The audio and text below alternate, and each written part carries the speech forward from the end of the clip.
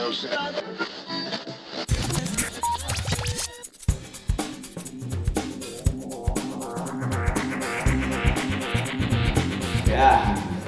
So obviously the big reveal yesterday was General Thrawn. Was that an organic introduction into the story, or was that more fan expectation that kind of encouraged you to introduce that character into the story? It was definitely something that had been thought about a long time at Lucasfilm, ever since Story Group leader Carrie Hart and I were talking about Star Wars Rebels, and we were thinking of what villains could we possibly bring into that story. Thrawn was always on the list, and we were just trying to figure out what's the right moment and how big a deal do we make out of that. I think the biggest thing is you get a character like that everybody likes, that's a really great villain. You are cautious on a weekly series to put them into he lost again, and darn, those crazy rebels got away from me, and you can't play him that way. He's way too smart. So it's a very similar problem I have with Vader, which is if our guys are around Vader too much, Vader's just going to take them out. So I had to supply an Ahsoka tunnel to neutralize Darth Vader. Here I don't really have a lot I can supply to defend them against Thrawn. So it's going to get sticky because he's a big time. We want to treat him as a big time villain as much as a Darth Vader, but on the military strategic side of things.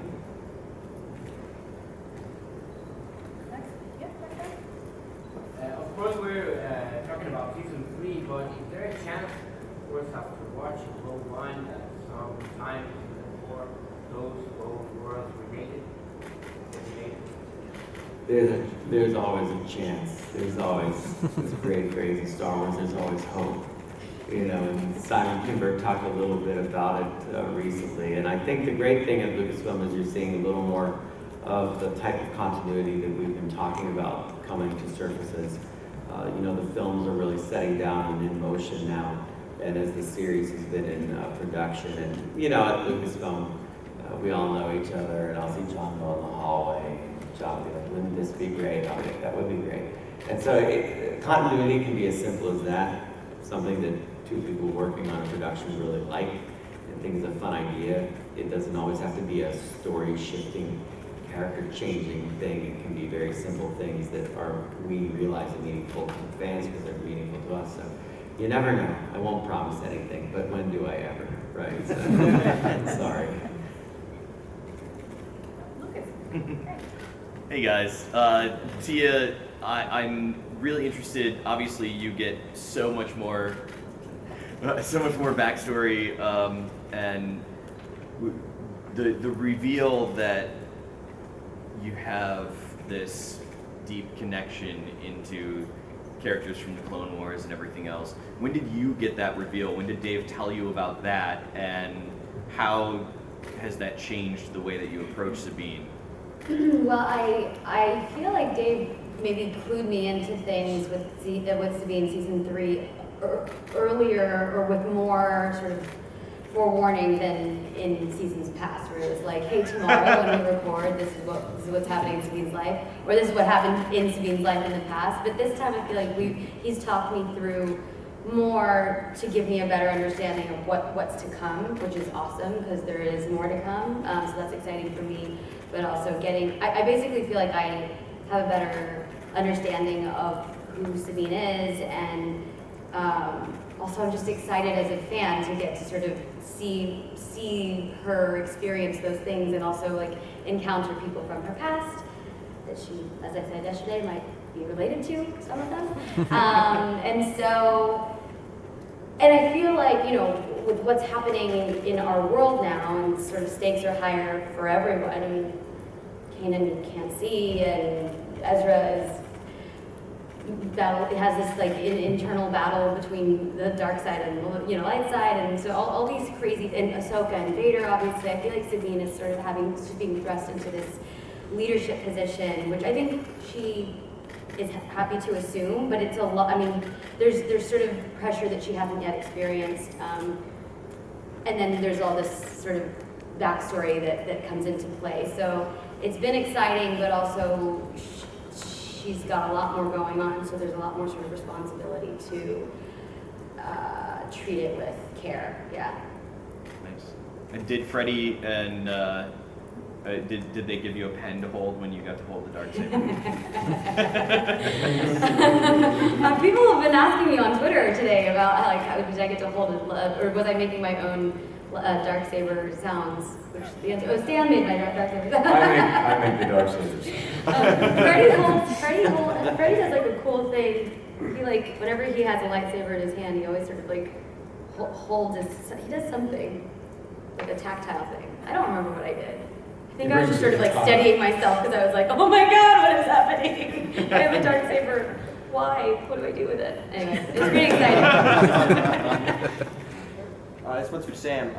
How big of a role does Darth Maul have this season, and what would you say his ultimate goal is? Yeah, that's a religious question. The thing about Darth Maul, and we've always had this in mind, that you can't overuse it.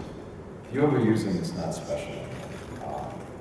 And it's like Vader, to a slightly lesser degree, in that the threat gets diminished.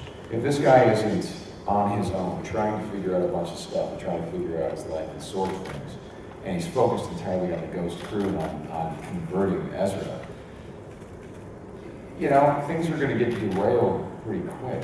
But again, this is a character who has been through a lot in terms of what we've seen on screen. The stuff in Phantom Menace, obviously, and then in terms of Clone Wars, we were talking about this yesterday. Part of the fun of that character is that he's constantly evolving. And we have to keep him constantly evolving from episode to episode and show new sides of him every time. And all the way through Clone Wars to now, there's always some sort of new element that we add every episode. And the reason for that, I think, storytelling, is that this guy, in some ways, is locked into a loop in his life and can't see beyond the loop, can't see beyond this repetitive motivation that he has. And that he would, rise up to power and then get knocked down. Rise up to power and get knocked down. Now he's rising again, but his tactics are almost, it's when we met Darth Maul, he was mad, right? He was insane in that cave. And one of the definitions of madness is doing the same thing over and over again and expecting a different result. So I think one of the reasons we keep him evolving personally is that he does have a different perspective on things than he had before. And he's become a little bit more individual beyond the, just the single-minded weapon who wants revenge. But at the core of him, he's still as damaged and misguided as he ever was. So everybody was pretty dazzled by the Grand Admiral Thrawn reveal, and I was too, admittedly. But no one's talking as much about Wedge. And so I was going to ask about Wedge and how you worked with that, especially with his mentions of Fulcrum in Chuck Wenden's Aftermath book. And we're seeing him after maybe Ahsoka, maybe isn't Fulcrum anymore. So can you talk about some of these things? I don't know that Wedge likes to be talked about that much. I think that's how he survives the films. It's like Luke's going down the trench. You're no good to me back there, Wedge. Sorry. Wedge doesn't say no man, I'm with you. He's like, I'm out. Wedge is probably the smartest pilot in the entire saga because he knows when to ditch. You didn't see how he attacked Starkiller Base, did you? He's literally, I'm in Hawaii right now. Where is Wedge in the galaxy? He did his time. So, Wedge is in the story as a result of the fact that we're inching ever closer to the time period of A New Hope. When you get to that time period in the rebellion, it's much more formative than it used to be. You're going to start to see those characters appear in the story and somehow intersect with the Star Wars Rebels characters. Initially, Star Wars Rebels was about just one group of people that was against the Empire that had a loose connection to other groups of people. Sabine wasn't even sure if there were other people really fighting, or was it just Hera's kind of noble act to fight against the Empire. So we've shown, as promised, it grow bit by bit until they're starting to feel a little bit confident that they have strength. And that's always a danger as well, because you think you have a strength and you have to be careful what comes to meet that strength. But those characters, you know, a character like Wedge, we all thought it would be fun to see. You know, we couldn't use someone like Biggs because if you bring Biggs in, then you're really crossing close to the Luke Skywalker timeline, and we're very careful about, you know, saying to people where we are in relation to that. But Biggs has a fantastic mustache, and we were all obsessed with how that would look in the animated universe. Is that, no, when it That was comes a to- prime motivator to use Biggs. The, but actually, the truth is, you know how cloth is expensive to Yeah. render, mustaches are equally as expensive. not so much Sam, but that's nice. Well, Biggs's mustache would have broken the bank. That's a special mustache. But would he have a mustache? Oh my God, it's why growing. wouldn't he? My goodness, I mean, I think He had it since age Out of 12. the womb, he came out with a mustache? That's right. It's dark lighter. It's like the greatest name ever. Although I think there is, can I spoil this? There's a novel coming out about the origins of his mustache.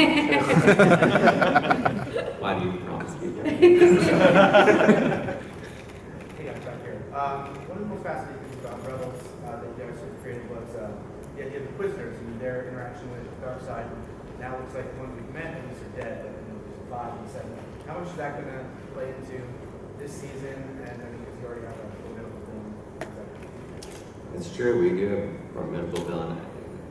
I think that, again, I look at it in terms of as I get closer to A New Hope, I can't see a lot of things that I could have years before it in the story. When Tarkin's talking to Vader and he's saying, you know, their fire has gone out of the galaxy, referring to the Jedi, it feels like that ancient religion and things he's referring to around the Force happened a long time ago. It's one of those things, too, I remember being a kid, believing that, oh wow, what Tarkin's talking about was a very long time ago. But you realize as you get older that that actually happened in his lifetime, this snuffing out of the power in the galaxy. So that's one of those things you mature, you get a better sense of time. So I didn't think that you could have too many Inquisitor-like elements intersecting with our Rebel story anymore, because that starts to get continuity clashy for me, because Tarkin would say, oh, their fire's gone out of the galaxy, except for that other group of weirdos you hang out with. It's going to be kind of strange, you know, so you have to have that literally diminishing. And as you notice, we have a good dark side presence in the season in Sam here. So we try to balance that in every season, where we have a strong dark side of the Force element and a strong kind of combat rebellion element going on, because Hera is going to be able to deal with this most likely, and Kanan and Ezra are going to get tasked with this more likely. So that's how we attack the kind of villainy in each season.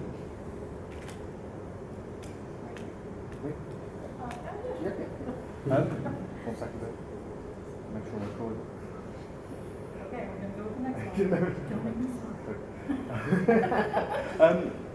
In terms of animation, it's quite rare that the development over the series, but the look of characters changes as much as you have done with Rebels Season 3. And now with the look changing, how do you find the young viewers react to that?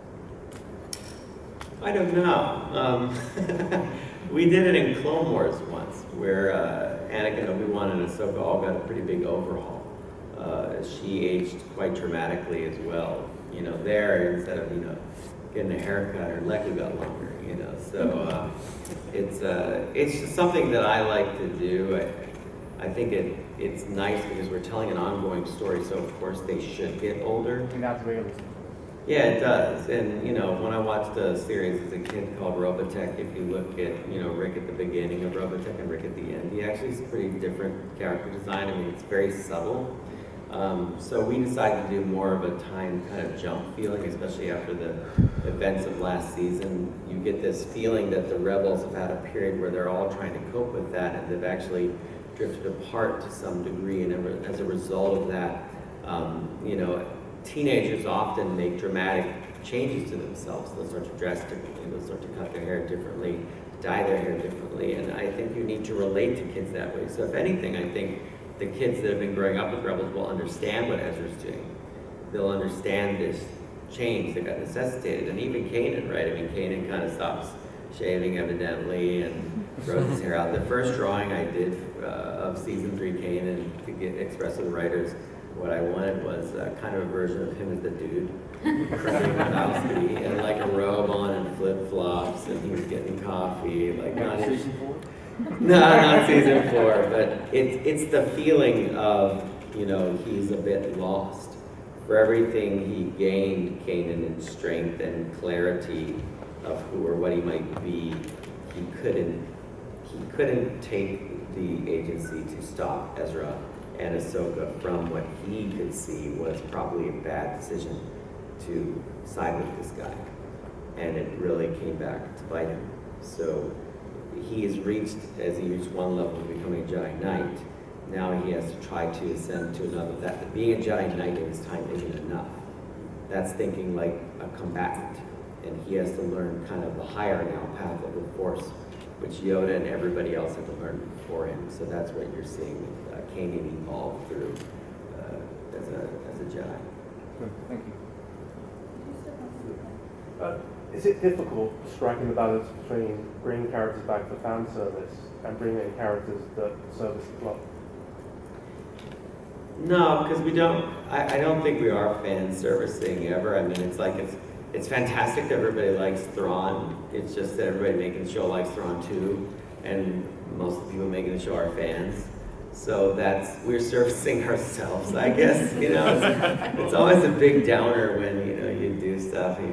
That's why I've always said, like, I know odd things, like, I love wolves and I'm very careful. I put them in the story, but they're not like, it's not something like Star Wars wolves, because that would be self-serving in a terrible Sith way. So, but the fans, by the time the fans react to something, in all honesty, it's so impossible for us to put it into production.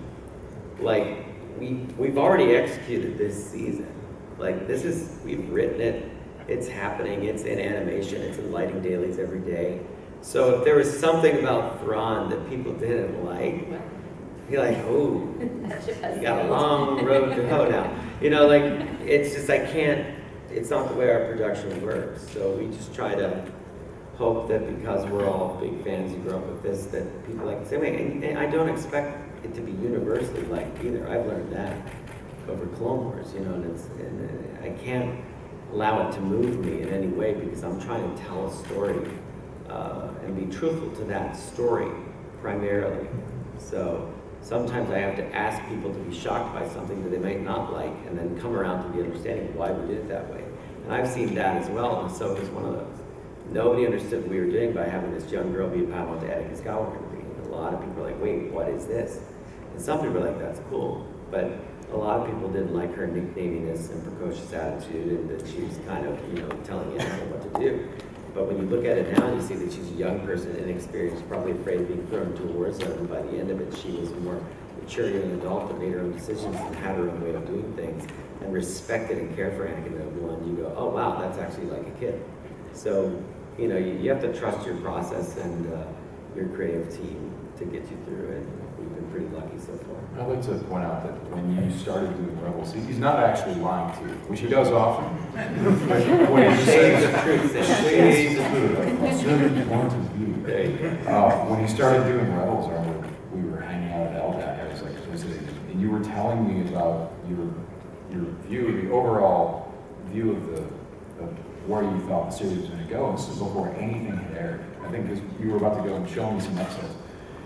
And what he described is what is evolving, now. I mean, and how season 1, the tone of that, and how it really just, later on where things would go. And it's the kind of thing, everyone would think, oh, Thrawn's fan service. Thrawn couldn't happen in season 1. Thrawn couldn't happen in season 2. This is the time that this character can show up and tonally for how the story needs to go. So there's a lot, just being a guy who occasionally visits, I see a lot of forethought go into these things. And it's very deliberate. It's not like, what are the kids going to like next week? Like you said, production does not allow for that kind of reactivity. You have to think way, way ahead. And I mean, we were talking about Darth Maul years ago coming into Rebels. So there's been a lot of character progression. There also seems to be a lot of vehicle progression. We saw an A-Wing with 2 pilots. So can you talk a little bit about what you're doing with the vehicles and how they potentially fit into A New Hope, because obviously we don't see that sort of vehicle further on. Does that make sense? Yeah, I'll tell you why there's an A-wing with 2 seats. It's rather simple. This is a not fun answer. I'm sure Henry Gilroy and Steve Melchik, they're great at that Starship Smackdown stuff and coming up with really nerdy reasons why. I had a plot that needed to get 2 people to a planet. I had very few starships that could do that. And the A-wing had 1 seat, and I was like, all right, well, what I want you to do is gut behind the front seat, move that back and put a 2nd seat, because I don't want to, I didn't have the budget to create a whole new ship, and it would be weird if they had a whole new ship just to fly them to that planet. But we call that the A-wing trainer. That's from West End Games, bro. I was about to back you up. You didn't There you go. There you go. West End Games, all of the starships had trainer variants that had a 2nd seat for a trainer and a pilot. So what you're talking, you don't have to do. I don't know that. See, I'm being truthful as opposed to what you said earlier when I lie. But I'm the dark side. The truth is that it was a production necessity. Now, I am mostly relieved to learn that there is right now. an in-universe Wow. explanation, yeah. Awesome. You learn something new every day. I still would have done it the way I did it. I really wouldn't have changed anything I It's not did. necessarily in the universe, but it works. And Yeah. is Sam looking for a pay rise? Constantly, that's why he visits so often. But I think that with vehicles, again, we're seeing kind of a progression more to what you saw in A New Hope. So you get Y-Wings now. The Y-Wings in the 2 pilot episodes of the season 3, the premiere episodes, are actually intermediate Y-Wings, and that they have some of the flanging that they had in the Clone Wars. And all of them were designed to be removable. So we took the design from Clone Wars and we actually busted it up. And so you're seeing that from Clone Wars to Rebels to A New Hope, how the Rebels kind of re-engineered to be the really lightweight bomber that it becomes in the original trilogy. So there is stuff like that. The designs already exist. The closer I get to this, I could make an ATDP in season 1.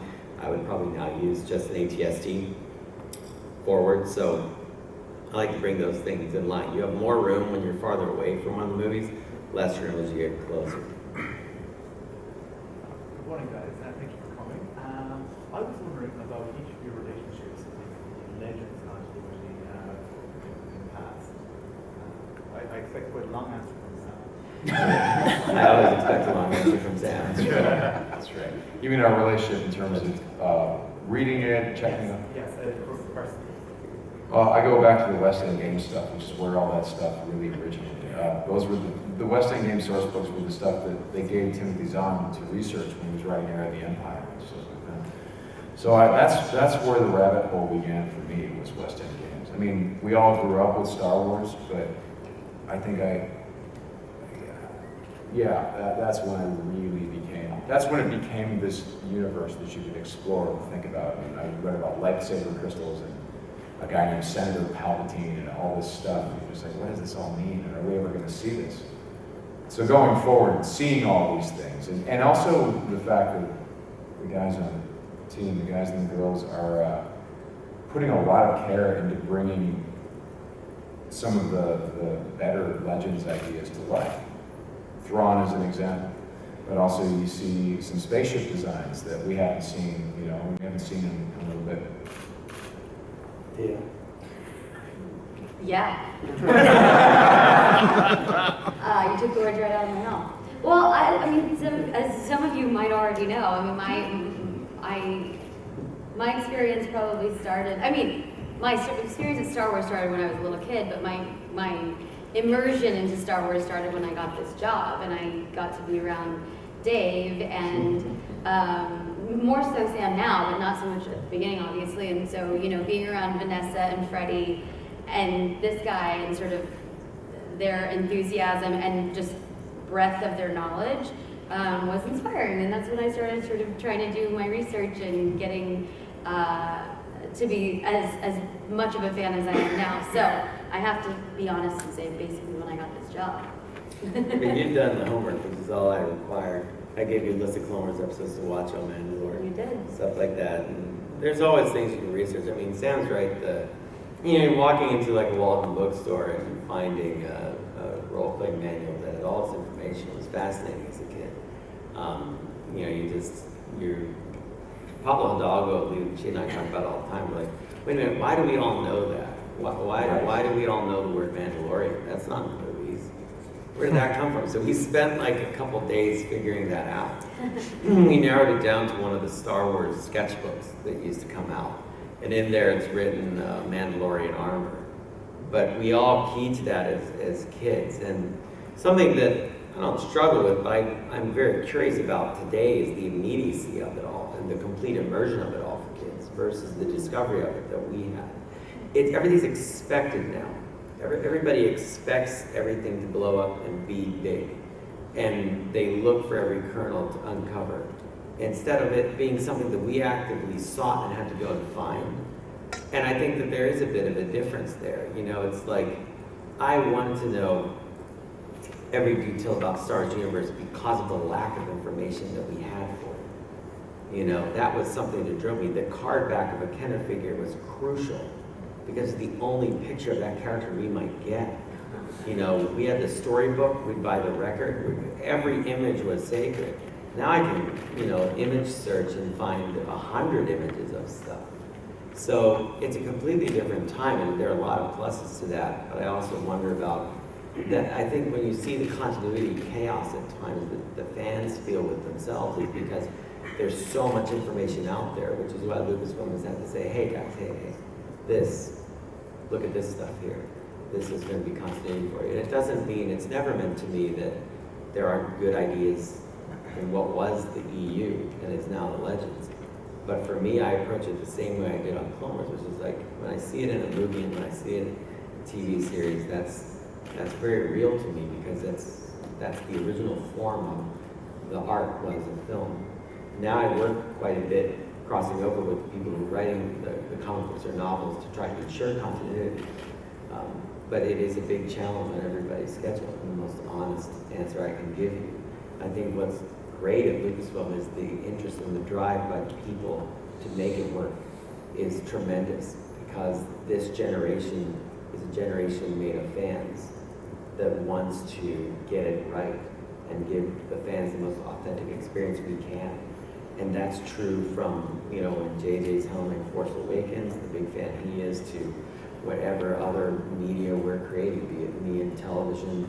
We got Pablo everywhere looking at continuity. You know, the games, people are all super huge fans. The guys running the Lego show are enormous fans. I mean, and that's, whenever you get together, you have that in common immediately. And we just go from there. We're trying to make Star Wars that we all enjoy, so that, you know, you guys will enjoy it too. You know, that is, you now heard in a lot behind the scenes, that was such a focus of Abrams and Cassie. Is this going to be delightful? Is this going to excite you? Is this going to make you thrilled? And that's something that I think they did well, and we're all trying to follow, because you feel Star Wars. You watch it, but you don't have a convention like this if these people don't feel it. And I think that's what's so special about the saga.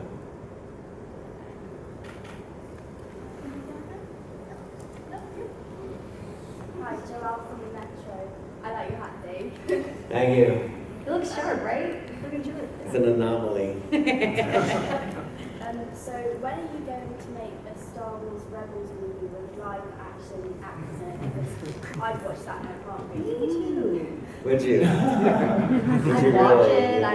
I'd do more things for it. You'd love to be in it. I'm sure. Taylor and I ask the same question all the time. And that's great. Just to each other. We wonder aloud. You know, I'm sure the actors paid you well for that question. Freddie can be clever as the leader of the group. You know, if it made sense, if it's the right thing to do, I'm sure anything is possible. And that's what I love about Lucasfilm now, is anything is possible with our stories. I don't know when it would be, you know, but I mean, if I was to imagine in a timeline, I could imagine a world where, you know, 20 years from now, 25 years from now, Like a long actual time in the years? future. Yes, actual years. Oh. There's a kid that watched Rebels, right? A kid that watched Rebels that becomes a filmmaker and says that was the part that was so important to me, that I want to make those characters come to life. And that would be, I mean, that would be amazing to me. That would be great. If that happened, then I'd be like, wow, we did a really good job. because we inspired this kid to do this. And then we would watch it and go, oh, it's completely wrong. But no, we wouldn't, you know. You'd be a consultant. I don't know. Who knows where I'd be at that point? My goodness. But I think that's the way I look at it more there. I'm telling the story now, and for me, the fact that we're animated is just a type of artistic brush that we're painting this picture with. And I don't feel that the characters are any less valid. I don't feel they need to be stamped into live action to be real. And I think that people feel that way as well. That they do such a great job performing the characters and giving voice to them, and the team at home does such a great job animating them and bringing them to life. So they are alive and they are real. If they crossed over, that's great. It's like a cookie, but it's you know, it's not a requirement for me because Chopper's Chopper, you know, and I see him every day up on the Star Wars show.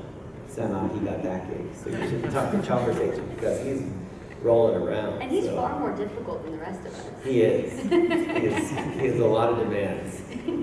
He's Thanks for asking. I appreciate it. Good morning. I would like to know if we are going to know the origin of the Inquisitors soon, because that's one of the biggest secrets. Are we going to know more about them? Who are them? Sure, we'll tell you right now. You want to talk? No. No. No.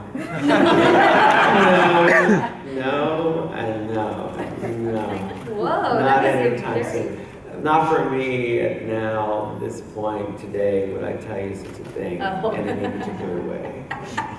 Since you asked specifically, will it be soon? It won't be now, it won't be in this room. So, sorry. So wait, the no was not answering the question. The no was like, you're don't not help going to them, answer Tia. the question. Don't help them. I don't think It's a great mystery, and some mysteries, you know, left unsolved are more interesting. Is it? You're going to be disappointed when you have an answer, and then you're like, oh, so no. You see how that is? We need to train you more. You need to get in the flow of the no, and then away you can go. I ask these questions at recording sessions all the time, and I, for some reason, always, I do the thing where I think there's going to be a different outcome. It's never the case. It's always like an answer like. Yeah, Daniel's only got more cagey as time goes on. It's More very, we get an answer out of him here it's and like there. a dance, watching him like maneuver out of answering a question, and then it leaves me thinking like I got the answer, and then I'll leave and go, wait, but what did you just tell me? You didn't say anything. I will bend like a reed in the wind, but never break. Yeah. I'm working on it. You got to bring a kid with you. Yeah, see, yeah. We hear that time, where was that celebration? Where that kid got the one answer? Chopper's voice. Yeah. I wonder if she ever spilled the beans on that. No? What a kid. I like that girl. Yeah. Tried to break her, she wouldn't do it. And so we're getting closer to A New Hope. And I'm curious, you know, when you have Empire and Return of the Jedi, if you could choose to kind of play before any of those two films in Star Wars Rebels and Universe, which of those films would you rather play?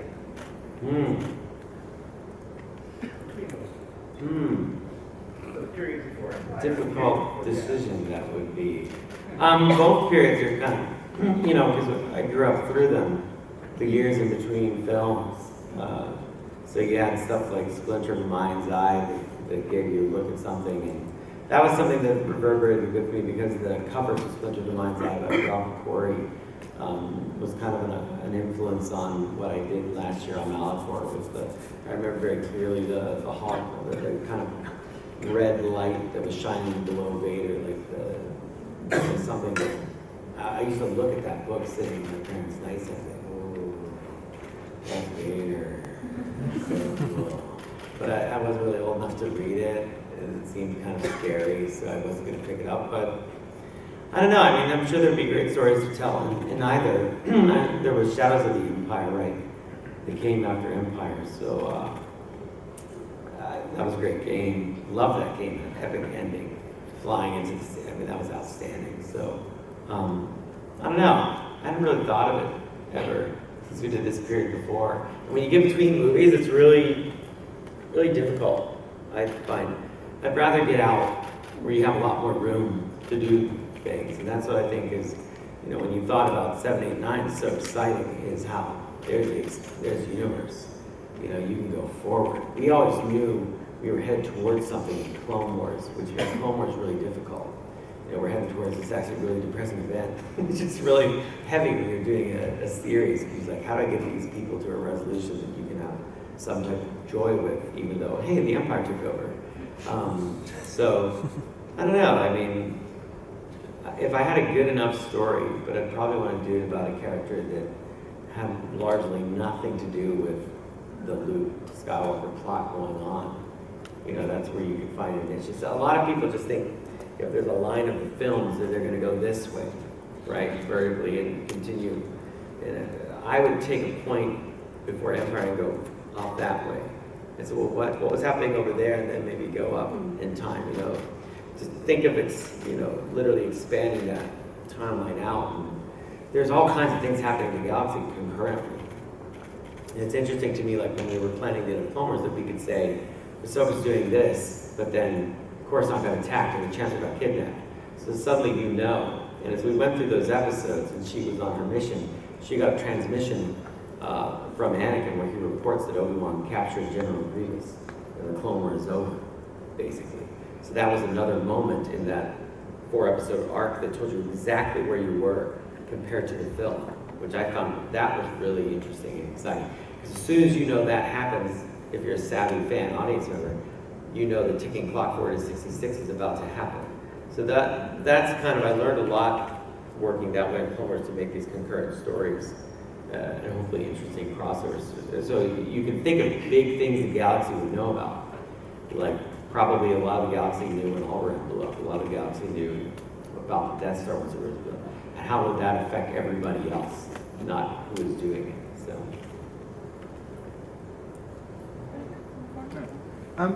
Yesterday we saw Bendu for the first time, and 2 words stuck out, which was Bogan and Ashlow, which is going all the way back to like 75. What was the creative process for that? It was very, very good. That's extra points, extra credit for you. I'll see you later. Very good. Yeah, I don't know what that means, but you know, if you're a Gryffindor, you're way ahead right now. It's just, you know, lore that you know. And if you care to read that old stuff. Ashlow was Ahsoka's original name. When we were creating the character, we were calling her Ashlow. And then George changed it to Ahsoka. So then he hired Ashley. So then I hired Ashley to get back at So what did you do? We had named her before casting for sure, long before. But I wanted Bendu to feel like a character out of an ancient time. You don't know much about him. He's like a Bombadil. You know, he's in the story and it's unclear what his role is or whose side he's on and what affects him, what doesn't. He seems to not play by the rules of everyone else in the story. And so bringing words in like Ashla and Bogan, we start to lose the fact that beyond what the Jedi and the Sith have organized around the Force, beyond the beliefs that they have put on it as a way, there is an even older way of thought. The Force exists, and this is important, beyond the Jedi and the Sith. The Jedi and the Sith are a practice within the Force, a way of controlling it, a way of thinking. But they are not the be-all, end-all. And we got into that with the priestesses on the Yoda arc, and with the Force gods of Mortis, where there are these beings out there that are ancient and wise, and look at the battle between the Jedi and Sith, and their kind of self-importance as a bit childish to them. So there are these older definitions, and the older definitions to me just come out of George Lucas's mind.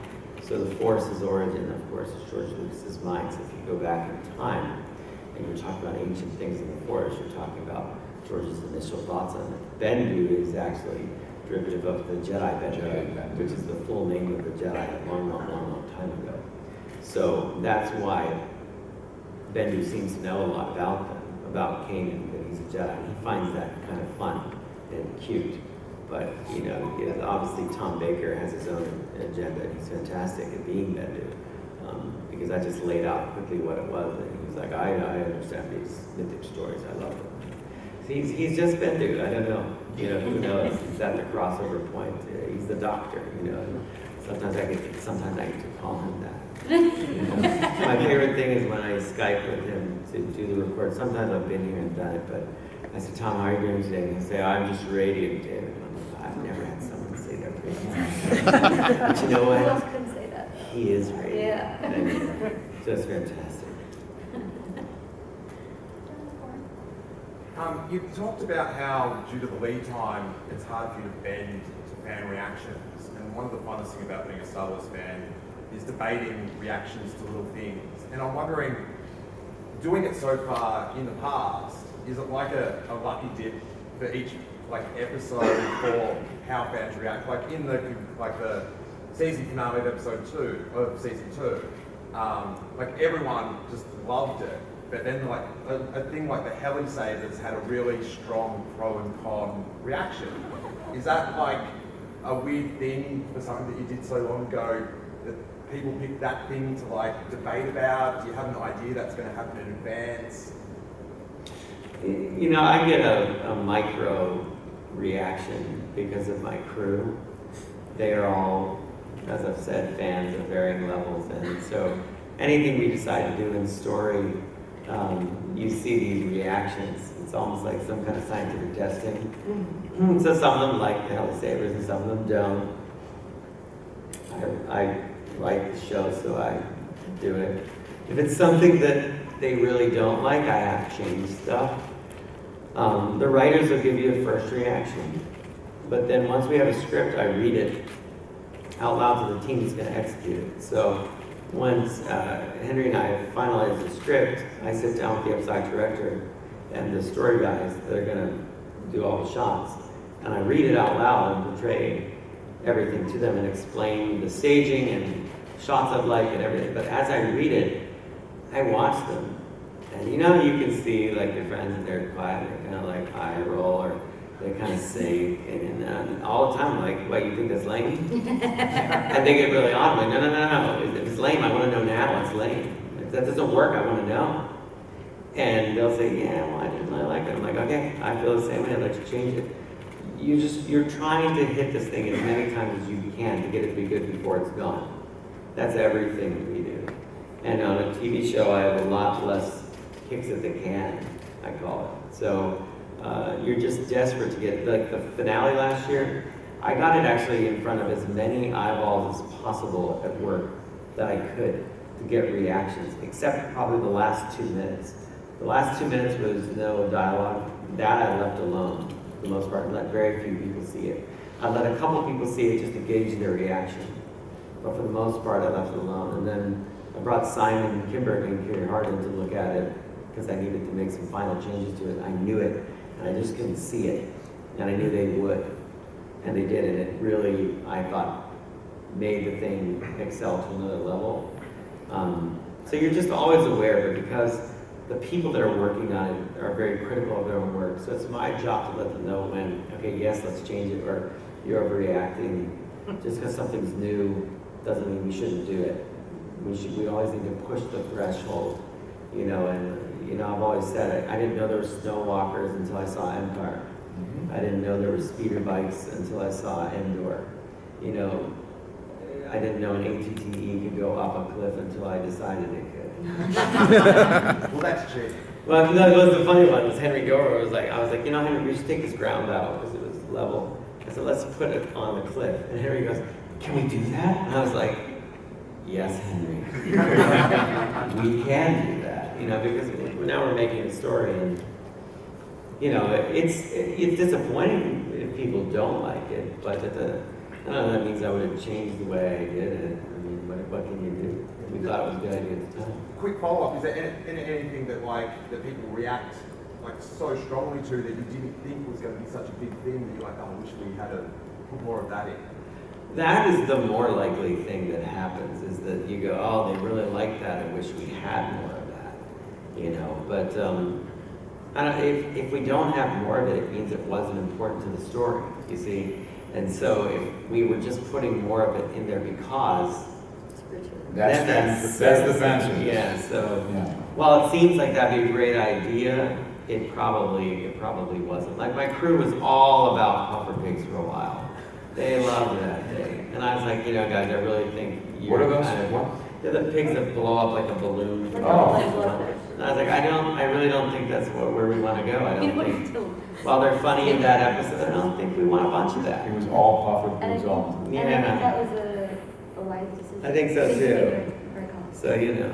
But there is a novel coming out about pumpkins. At least a balloon would be fun. That would be great. That would be great. All right, so we have one last question. It's going to go to William. So in the season premiere last night, it sounded like we heard Liam Neeson's voice. Obviously, Qui-Gon was a fairly large role in the Clone Wars. Are we to assume that he's still going to be around in Rebels talking to other Jedi and helping them out? I'm so intrigued. Where did you hear his voice? Where was that? For Bendu last night. Yeah, that'd be news to Liam and I. No, I didn't. He's not. Also, Leland Chi was tweeting about a certain redacted character being in a redacted scene. Oh, really? Yeah. To go talk to Liam. I don't know. No, I mean, and that the Force is one, and we are the Force way, I suppose, abstractly, yes, but not. It's not a design of it. It wasn't an intention. I certainly didn't record it before. So I'm gonna have to go watch that. I was gonna have to go watch it. Yeah. Interesting. Well, now that you've told me that Leland in trouble, we're going to wrap this up. No. It's fine. You guys, thank you so much for your time. Thank you, guys.